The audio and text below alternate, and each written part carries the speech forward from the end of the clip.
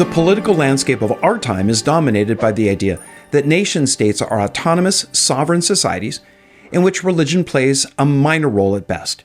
Religion may influence some aspects of culture, but affiliation with a religious group is voluntary, and it's distinct from the rest of society. What we need to understand if we're going to be objective in our study of history is that that idea simply did not exist in Europe during the Middle Ages. In the 9th century, the Frank king Charles the Great, better known as Charlemagne, sought to make Augustine's vision of society in his magnum opus, The City of God, a reality. He merged church and state, fusing a new political religious alliance. His was a conscious effort to merge the Roman Catholic Church with what was left of the old Roman political house, creating a hybrid Holy Roman Empire. And the product was medieval European Christendom. Now, how did it come about that Jesus' statement that his kingdom was not of this world could be so massively reworked? Let's find out. 300 years after the fall of the Western Empire to the Goths, the ideal of empire continued to fire the imaginations of the people of Europe. Though the barbarians were divided into several groups and remained at constant war with each other, the longing for peace and unity that had marked the region under the Roman eagle held a powerful attraction. Many look forward to the day when a new empire would appear. Just as the Eastern Empire centered at Constantinople saw itself as Rome still, the vestiges of the Western Empire, along with their German neighbors, hoped the empire would strike back and rise again. By merging the Roman and Germanic religions, customs, and peoples, the Franks under Clovis became the odds-on favorite to accomplish what many hoped for. But Clovis's dynasty began to fall apart not long after he passed from the scene. His descendants were at odds with each other, vying for preeminence, and they became adept at intrigue and treachery. The power vacuum created by their squabbles gave room for wealthy aristocrats to gain power. Like dogs fighting over a scrap of food while they're busy snarling and snapping at each other, a cat comes and quietly steals away what they're fighting over. And so it was with Clovis's descendants, the Merovingians. While they fought each other, the landed nobility quietly stole more and more of their authority. Among these emerging aristocrats was one who worked his way into the heart of power to become the most influential figure in the kingdom. He was called the major domo, that is, the mayor of the palace. Now, the major domo was the real power behind the Frankish throne. He ran the kingdom while the king served as little more than a ceremonial figurehead. The idea was that the son of the previous king wasn't necessarily the one most fit to rule. So while the title went legally to him, the day-to-day business of running the realm was better served by another with the skills to get the job done. In 680, Pepin II became major domo for the Franks. He made no pretense of his desire to supplant the Merovingian line with his own as the de facto rulers. He took the title of Duke and Prince of the Franks and made moves to ensure that his line would eventually sit the throne. His son, Charles Martel, became major domo in 715. And Charles allowed the Merovingian kings to retain their title, but as little more than figureheads. What catapulted Charles to the throne was his defeat of the Muslims in 732. In 711, a Muslim army from North Africa called the Moors invaded Spain and rolled back the weak kingdom of the Visigoths by 718. With the Iberian Peninsula under their control, the Moors began raiding across the Pyrenees into southern Gaul. Now, until this time, the Muslims had advanced at a steady pace out of the Middle East, across North Africa, and then into Europe. It seemed that no one in the West could stop them, and the fear of their infidel hordes running amok through the lands of Christendom was a terror. In 732, Charles led the Franks against a more raiding party near Tours, deep inside the Franks' land. He inflicted such heavy losses the Moors retreated to Spain and were never again a major threat to Western Europe. For this and his other conquests, Charles was called Martel, the Hammer. Martel's son, Pepin III, also known as Pepin the Short, considered it time to make the power of the Frank major domo more official. Why not give the title of king to the guy who was actually ruling, instead of some royal spoiled brat who thought armies were just large toys to play with? Pepin III asked Pope Zachary for a ruling, saying that whoever actually wielded the power was the legal ruler. He got what he wanted, promptly deposed the last Merovingian king, Childeric III, and was crowned the first of the Carolingian kings by the Bishop of Mainz in 751. Childeric was quietly shuffled off to a monastery where he was told to mind his manners or he'd wake up dead one day. Then, 3 years after Pepin's coronation, Pope Stephen II himself blessed him by making the trip from Rome to Paris and personally anointing Pepin as the chosen of the Lord.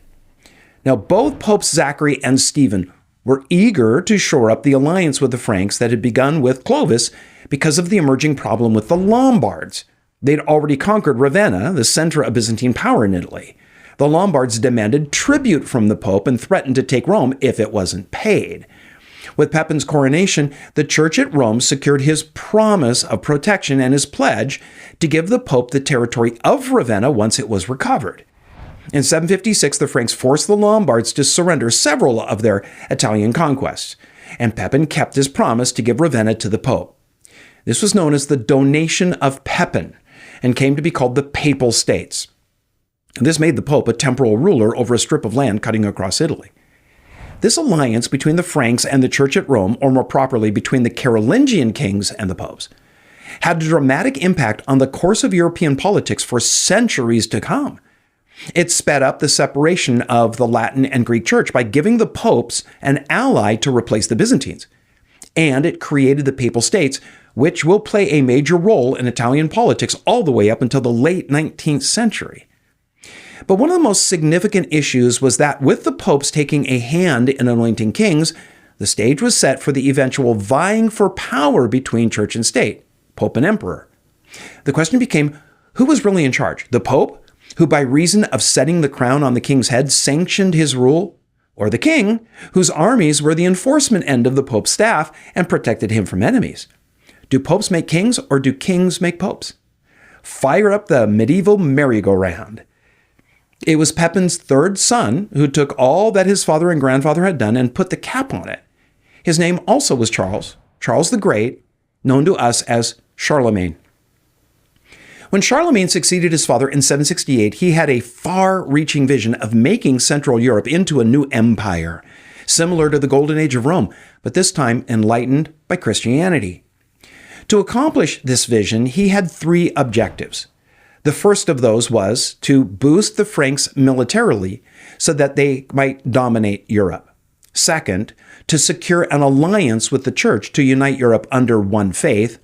And third, to make this European base an intellectual center.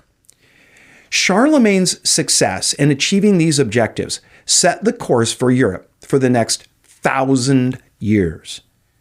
Charles the Great was a big man. At 6 foot 3 inches, he was a full foot taller than the average at that time. But to those who met him, he seemed even bigger because he was one of those people who had an extra dose of gravitas. He was skilled at arms and was always at the head of the army when they went into battle, which he led the Franks in every year. The Merovingians had wasted the strength of the Franks in incessant civil wars. Charlemagne united the Franks and set them on the task of conquest. He took advantage of feuds among the Muslim Moors in Spain, and in 778 crossed the Pyrenees in an attempt to reclaim the Iberian Peninsula. His first campaign was met with minor success, but later expeditions drove the Moors back to the Ebro River and established a frontier known as the Spanish March, centered at Barcelona. Then Charlemagne conquered the Bavarians and the Saxons, last of the independent Germanic tribes. He ruthlessly attempted to stamp out the residue of Germanic paganism by passing harsh laws, such as, eating meat during Lent and cremating the dead or pretending to be baptized. These became offenses punishable by death. The kingdom's eastern frontier was continually threatened by Asiatic nomads related to the Huns, known as the Slavs and the Avars. Charlemagne decimated the Avars and set up his own military province in the Danube Valley to guard against future plundering. He called this the Eastern March, later known as Austria.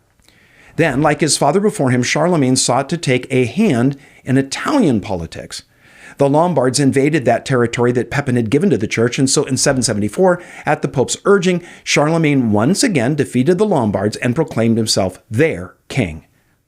The Lombards' campaigns and conquests made it clear that the popes needed protection. Only one military and political power had that ability, the Frank king. And so Charlemagne, on the other hand, needed divine sanction to accomplish his goal of uniting Europe. Only one authority possessed the religious authority to do that, and that was the Pope. Can you see where this is headed? On April 25th of 799, which was St. Mark's Day, it was a day that was set aside for repentance and prayer. It seemed the right thing to do since Italy had been, stricken by numerous problems, including plague and pestilence. So Pope Leo III led a procession through Rome, beseeching God's forgiveness and blessing. The procession wound through the middle of the street to St. Peter's, and as it turned a corner, armed men rushed at the Pope. They drove off his attendants and then pulled Leo off his horse, carting him off to a monastery favorable to their cause, that being their loyalty to the previous Pope, Adrian I. They charged Leo with perjury and adultery. Leo's supporters sleuthed the kidnappers, tracked him down, and rescued him. This created a furor that sparked ongoing riots that could not be quelled. So Pope Leo once again sent for Charlemagne. The king crossed the Alps with an army, determined to settle the Pope's problems once and for all. He put down the unrest and in December presided over a large assembly of bishops, nobles, diplomats, and the malcontents. In other words, anyone who considered themselves someone and held a hand in the political game was in attendance. Then the Pope, wielding a Bible, took an oath swearing innocence in all of the charges against him. That brought the mutiny against him to an effective end, but it set the stage for a far more momentous development. 2 days later, Christmas Day of AD 800, Charlemagne arrived at St. Peter's with a large retinue for Christmas service. Pope Leo sang the Mass, and as the king knelt in prayer in front of St. Peter's crypt, the Pope approached the kneeling monarch carrying a golden crown. Leo placed it on Charlemagne's head as the congregation cried out, "To Charles, the most pious, crowned Augustus by God, to the great peace-making emperor, long life and victory." The Pope then prostrated himself. Charlemagne, king of the Franks, had just become the first king of the Holy Roman Empire. After his coronation, Charlemagne said that he didn't know that it had been planned by Pope Leo. If it was indeed a surprise, he got over the shock right quick. He shot off dispatches to the lands under his control to inform them that he was large and in charge. Each missive began with the words, quote, "Charles, by the will of God, Roman Emperor, Augustus, in the year of our consulship, one," unquote.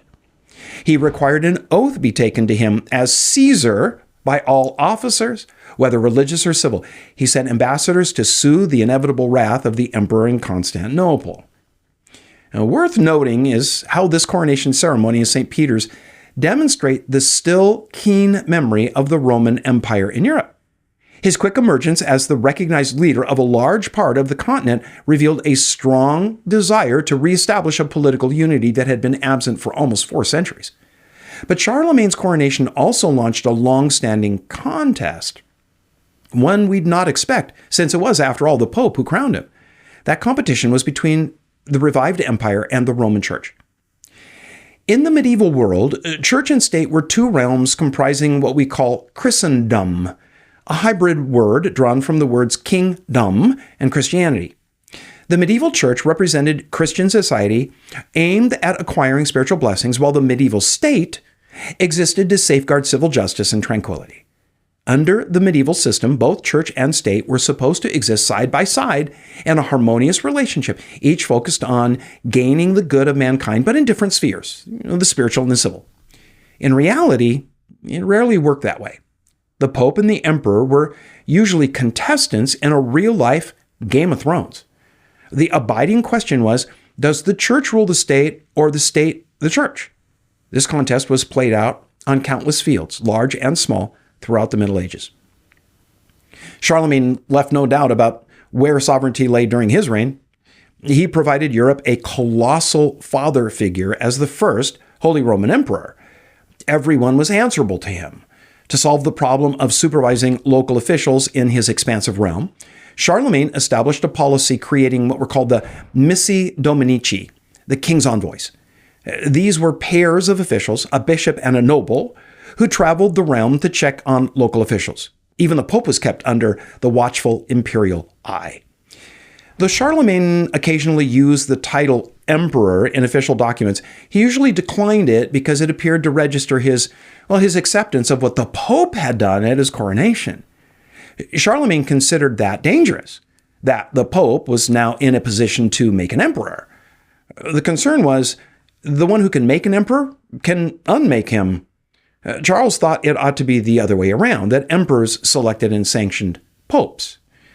In truth, what Pope Leo III did on Christmas Day of the year 800, when he placed that crown on Charlemagne's head, was just really a final flourish of what was already a well-established fact, that Charles was the king of the Franks.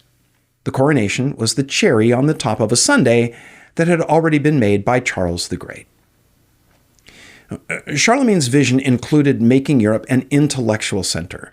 He launched a revival of learning and the arts referred to by historians as the Carolingian Renaissance. Charlemagne required monasteries to have a school for the education of boys in grammar, math, and singing.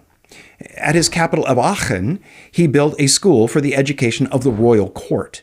The famous English scholar 𝙒𝙗𝙪𝙧 headed the school and began the difficult task of reviving learning in the early Middle Ages by authoring the first textbooks in grammar, rhetoric, and logic.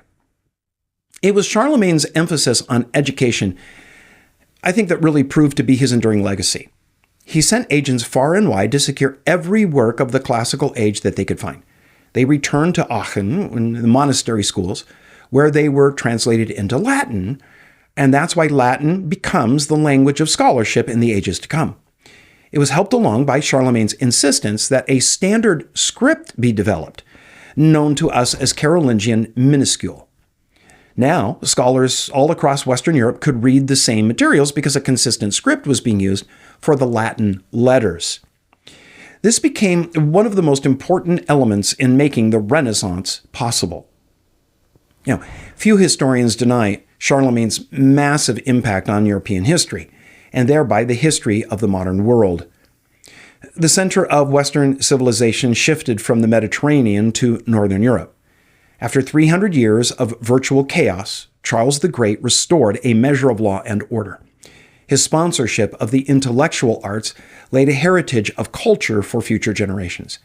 And the imperial ideal that he revived persisted as a political force in Europe until 1806, when the Holy Roman Empire was terminated by another self-styled emperor, Napoleon Bonaparte. In reality, the peace of Charlemagne's rule was short-lived. His empire was simply too vast, its nobility too powerful to be held together once his dominating personality was removed. Like Clovis before him, Charlemagne's successors were weak, and the empire degenerated into a confusion of civil wars and new invasions. The Northmen began their incessant raiding forays, called going a Viking, and so we know them as the Vikings. They set sail from Scandinavia in their shallow-hulled longships, able to sail up rivers and deep inland, where they raided villages, towns, and, well, any other unfortunate hamlets that they came on.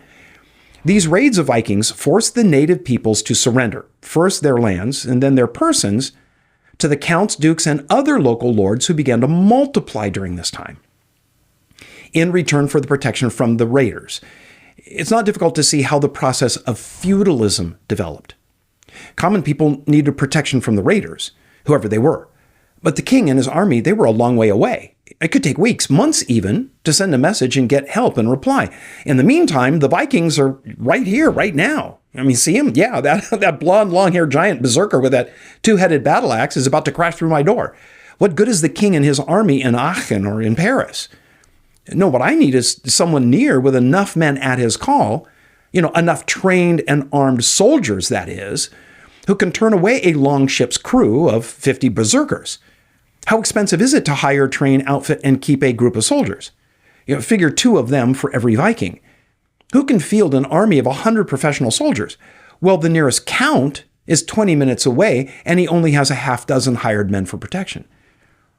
But that count's a smart guy.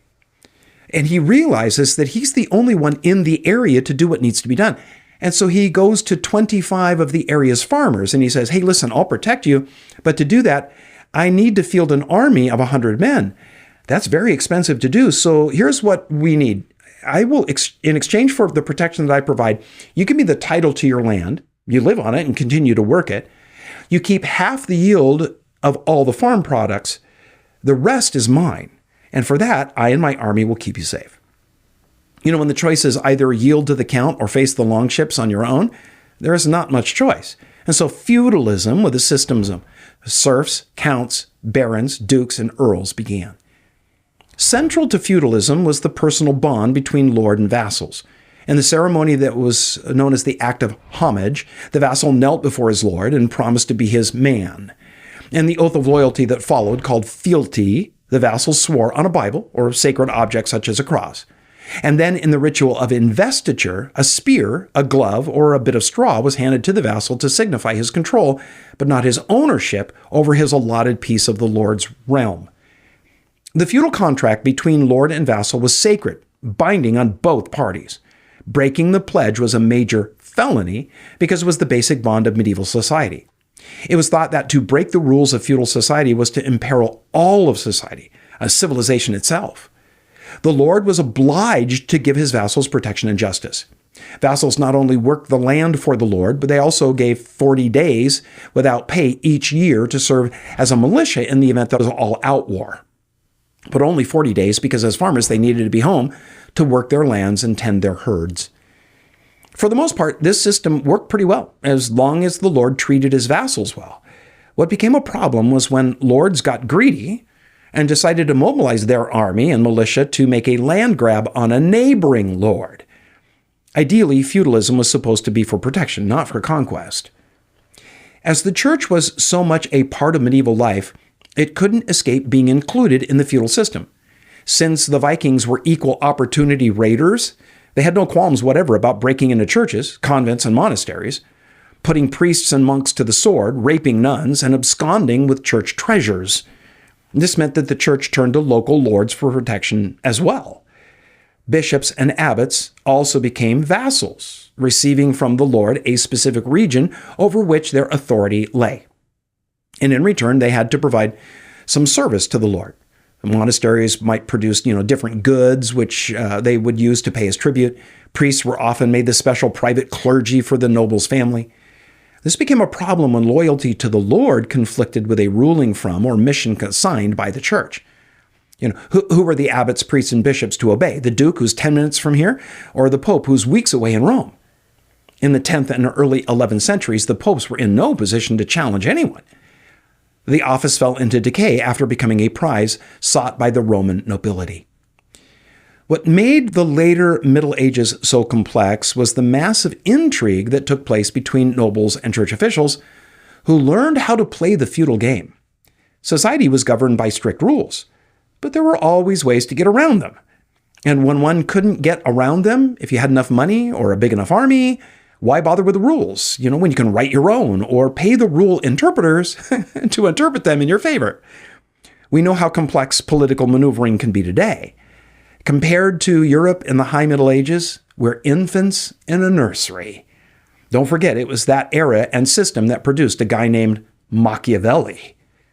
Now, on a positive note, while there were a few corrupt church officials who saw religious office as, just another way to gain political power and wealth, most bishops, priests, and abbots sought to influence for the better the behavior of the feudal nobles, so vassals would be taken care of. In time, their work added Christian virtues to a code of knightly conduct that came to be called chivalry. Now, to be clear, chivalry ended up being more an ideal than a practice. A few knights and members of the nobility embraced the chivalric ideals, but others just took advantage of those who sought to live by them.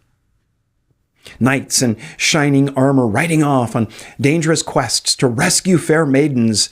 That makes for fun stories, but it's not the way chivalry played out in history. It was an ideal that the church worked hard to instill in the increasingly brutal feudal age. Bishops tried to impose limitations on warfare. In fact, in the 11th century, they inaugurated a couple of initiatives called the Peace of God and the Truce of God. Now, the Peace of God banned anyone who pillaged sacred places or refused to spare non-combatants from being able to participate in communion or receive any of the other sacraments. The Truce of God set up periods of time when no fighting was allowed. It's just kind of funny. For instance, no combat could be conducted from sunset on Wednesday to sunrise on Monday, and during other special seasons, such as Lent. Now, it was good ideas, but both rules were conveniently set aside when they were contrary to some knight's desire.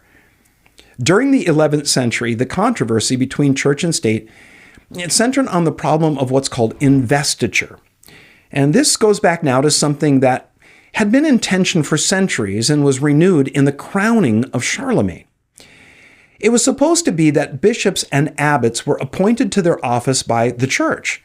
Their spiritual authority was invested in them by a pope or an archbishop. But because bishops and abbots had taken on certain feudal responsibilities, they were invested with civil authority by the local noble, sometimes by the king himself. Well, problems arose when a king refused to invest a bishop because said bishop was more interested in church affairs than the king's. He wanted someone more compliant to his agenda, while the church, of course, wanted leaders who would look out for her interests. It was a constant game of brinkmanship, in which whatever institution held the most influence had a say in who led churches and monasteries. In places like Germany, where the king was strong, bishops and abbots were his men. Where the church had greater influence, it was the bishops and the abbots who dominated political affairs. But that was the controversy of the 11th century. The Church of the 10th could see the way things were headed in its affiliation with the throne and knew that it was not prepared to challenge kings and emperors. It needed to set its own house in order because things had slipped badly for a couple hundred years. Moral corruption had infected large portions of the clergy and learning had sunk to a low. Many clergy were illiterate, marked by grave superstitions. It was a time for renewal and reform. And that was led by the Benedictine order at Cluny, founded in 910. From their original monastery in eastern France, these Benedictines exerted a powerful impulse for reform within the feudal church. The Cluniac program began as a monastic reform movement but spread to the European church as a whole. It influenced the celibacy of priests and abolished the purchase of church offices, a corrupt practice called simony. The goal of the Cluniac reformers was to free the church from the secular control and return it to the Pope's authority. Nearly 300 monasteries were freed from control by the nobles, and in 1059, the papacy itself was delivered from secular interference. This came about by the creation of the College of Cardinals, which from then on selected the Pope. The man who led the much-needed reform of the papacy was an archdeacon named Hildebrand. He was elected Pope in 1073 and given the title Gregory VII. He claimed more power for the papal office than had been known before and worked for the creation of a Christian empire under the Pope's control. Rather than equality between church and state, Gregory said that spiritual power was supreme and therefore trumped the temporal power of nobles and kings. In 1075, he banned investiture of bishops by civil officials, and he threatened to excommunicate anyone who performed it, as well as any clergy who submitted to it. This was a virtual declaration of war on Europe's rulers, since most of them practiced investiture. The climax to the struggle between Pope Gregory and Europe's nobility, that took place in his clash with the Emperor Henry IV. Now, the Pope accused Henry of simony in appointing his own choice to be the Archbishop of Milan. Gregory summoned Henry to Rome to explain his conduct. Henry refused to go, but convened a synod of German bishops in 1076 that declared Gregory a usurper and unfit to be pope. The synod declared, quote, "Wherefore henceforth we renounce now and for the future all obedience to you," unquote. In retaliation, Pope Gregory excommunicated Henry and deposed him, absolving his subjects from their oaths of allegiance. Now remember how sacred and firm those feudal oaths between lord and vassals were. The Pope, who was supposed to be God's representative on earth, sent a message to all of Henry's subjects saying not only was Henry booted out of the church and so destined to the eternal flames of hell, he was no longer king or emperor. So their bonds to him were dissolved. Furthermore, to continue to give allegiance to Henry was to defy the Pope, who opens and closes the door to heaven. And you don't really want to do that, do you? Can you see where all of this is going? Henry may have an army, but that army has to eat, and if the peasants and serfs won't work, that army falls apart. Henry was convinced by the German nobles who revolted against him to make peace with Pope Gregory. He appeared before the Pope in January of 1077. Dressed as a penitent, the emperor stood barefoot in the snow for 3 days and begged forgiveness until, in Gregory's words, quote, "We loosed the chain of the anathema and at length received him into the lap of the Holy Mother Church," unquote. This dramatic humiliation of an emperor did not forever end the contest between the throne and the Pope. but the church made progress toward freeing itself from interference by the nobles. The problem of investiture was settled in 1122 by a compromise known as the Concordat of Worms. The church kept the right to appoint the holder of the church offices. Then the nobles endorsed them. The popes who followed Gregory added little to the authority of the papacy. They also insisted that society was organized under the pope as its visible head, and he was guarded against all possibility of error by the apostle Peter being perpetually present in his successors. During the Middle Ages, for the first time, Europe became conscious of itself as a unity. It was the church that facilitated that identity.